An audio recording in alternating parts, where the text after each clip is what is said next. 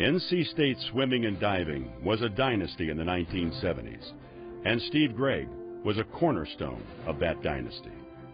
The Wolfpack won the Atlantic Coast Conference Championship every year of the 1970s, peaking with 4 top 12 finishes from 1974 through 1977.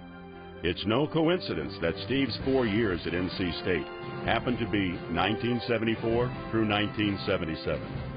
Wolfpack swimming brought home national finishes of 7th, 12th, 6th, and 11th respectively those 4 years.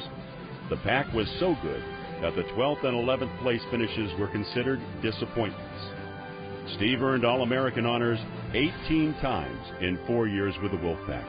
He won the national championship in the 200-meter butterfly in 1976, making him the program's 4th national champion and the first in 15 years. He was a 6-time ACC champion, 4 times in the 200-meter butterfly, once in the 100-meter butterfly, and once in the 500-meter freestyle. He was the first person ever to win 4 ACC championships in the same event. He was world ranked in as many as 3 events during his time at NC State: the 200 butterfly, 100 butterfly, and 400 freestyle. Steve showed how he was a true leader in the team. He showed that desire to make people really want to win. He had that drive himself. I mean, it was clear that he didn't want to lose. That was one of the things I think you see that all great champions have, that desire that they hate losing. Not surprisingly, Steve won the H.C. Kinnett Award in 1976 as NC State's most outstanding student athlete. As impressive as they were, Steve's story hardly ends with his exploits at NC State.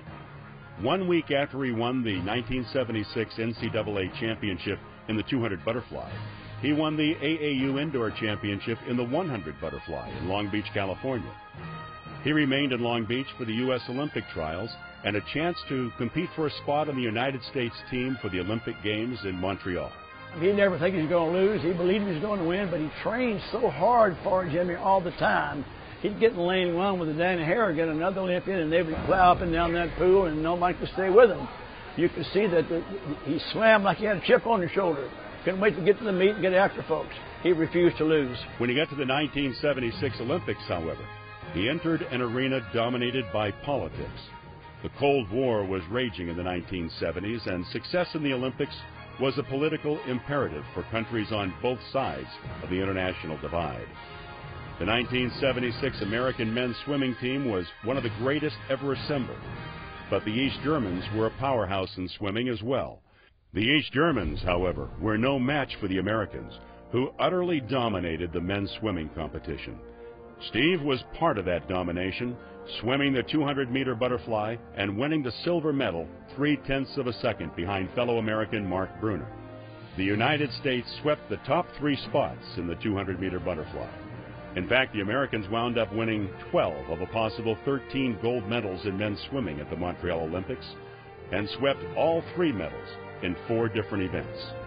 Steve grew up in Wilmington, Delaware, and was a member of the highly successful Wilmington Aquatic Club, coached by Bob Matson, NC State's first national champion in swimming. To be inducted into the Hall of Fame is incredibly humbling.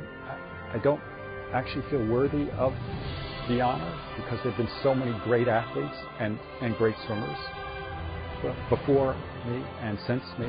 So it is one of the most proud moments in my athletic career. He is the current vice president of the Midwest chapter of the U.S. Olympics and Paralympics. He is active in Swim Across America, which raises money and awareness for cancer research through swimming-related events across the country. A champion at NC State and in world competition, Steve Gregg literally swam his way into the Hall of Fame.